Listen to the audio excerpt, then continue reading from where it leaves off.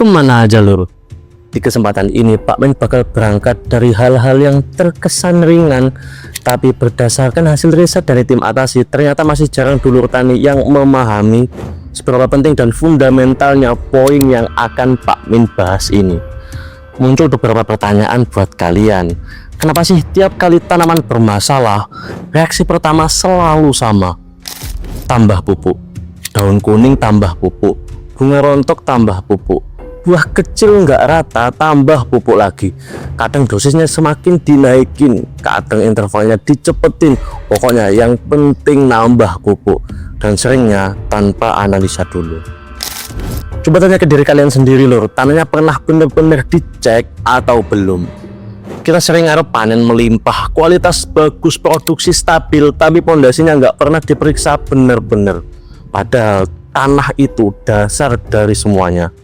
Kalau pondasinya aja bermasalah, nambah pupuk nggak bakal nyelesain akar masalahnya. Nah, di video kali ini Pak Min bakal disclaimer dulu bahwa Pak Min nggak bakal bahas produk dulu.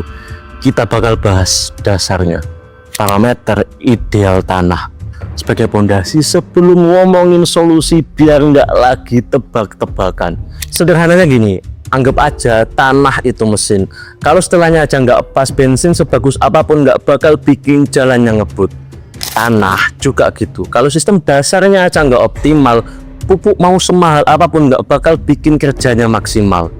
Masalahnya kita sering nilai tanah cuma dari tampilannya. Ketika warnanya hitam artinya subur, gembur artinya bagus, banyak cacing artinya sehat. Emang meyakinkan, tapi itu baru permukaan lur, nggak mencerminkan kondisi sebenarnya. Tanah yang benar-benar sehat itu nggak cuma enak dilihat, tapi bisa diukur, objektif, nggak cuma ditebak. Parameter utamanya ada 5: pH, konduktivitas listrik, nitrogen, fosfor, dan kalium.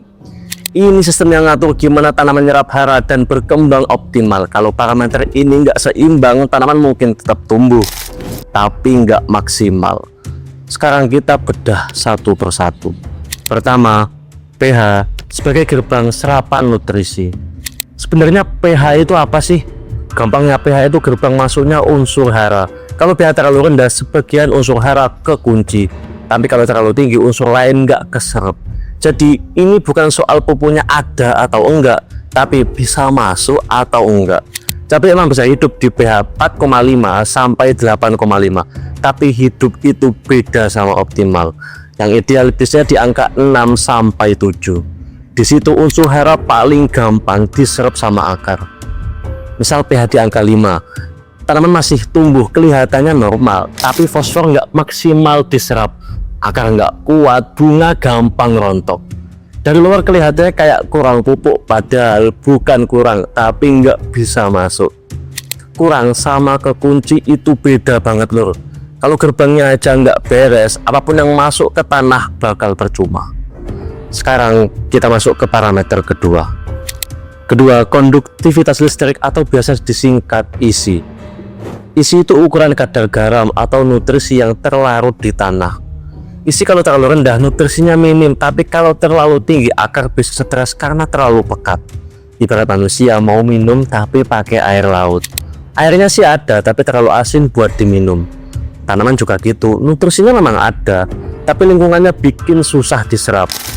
Contoh tanaman cabai masih bisa hidup bertahan sampai sekitar 4000 microsiemens per cm, tapi poin amannya biasa di angka kisaran 200 sampai 1500 microsiemens per cm. Di situ akar bisa kerja normal. Ada kesalahan yang sering kejadian, isi udah terlalu tinggi tapi tetap ditambah pupuk.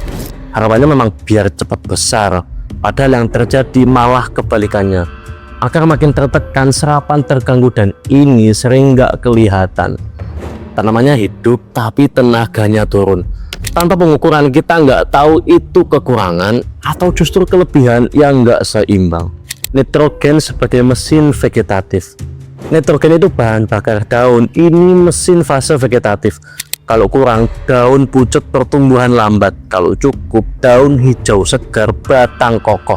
Tapi kalau kebanyakan, tanaman malah terlalu fokus ke daun dan batang. Tanaman jadi rimbun, tinggi, dan warna hijau pekat. kelihatannya subur banget, tapi bunga malas keluar, atau keluar tapi gampang rontok. Energi habis di fase vegetatif dan ini selalu sering ngecoh. Dilihat sekilas, wah sehat banget, tapi hasil panennya malah nggak cuan. Terakhir, fosfor dan kalium sebagai fokus akar dan buah. Masuk fase generatif, fosfor dan kalium dibutuhin banget loh. Fosfor itu nguatin akar dan pembungaan. Kalau cukup, akar kokoh, pembungaan pasti jadi stabil. Sedangkan kalium itu penguat buah. Kalau cukup, buah jadi lebih padat, lebih tahan penyakit, warna lebih bagus, daya simpan pasti lebih kuat. Tapi ingat lagi yang tadi lur, nggak cuma soal unsur hara itu ada atau enggak, tapi bisa diserap atau enggak. Karena bisa aja kayak fosfor dan kalium, tapi kalau pH nggak ideal, gerbangnya nggak bakal kebuka. Ketersediaan dan keterserapan itu dua hal yang berbeda lur. Dan di situ salah paham sering kejadian. Bukan karena pupuknya kurang mahal, bukan karena dosisnya kurang banyak, tapi karena parameter dasarnya nggak seimbang. pH nggak dicek, isi nggak diukur, komposisi unsur hara nggak dikontrol. Akhirnya keputusan di lapangan cuma perkiraan, tambah ini, kurang itu, coba lagi. Padahal standarnya ada, angkanya ada dan bisa jadi patokan. Di video berikutnya kita nggak cuma bahas teori, kita turun ke lahan, kita ukur langsung, kita lihat angkanya, kita cocokin sama standar idealnya, biar semua jelas. Tanah sehat itu bukan kebetulan, tapi hasil pengukuran dan pengelolaan. Panen maksimal itu bukan soal nekat, tapi soal tepat. Kalau kamu ngerasa selama ini masih sering nebak-nebak di lahan, stop di sini. Saatnya kita ubah cara mainnya. Bagikan video ini ke dulur tani yang lain, biar kita nggak lagi kerja pakai kira-kira, biar keputusan kita mulai pakai angka, pakai data.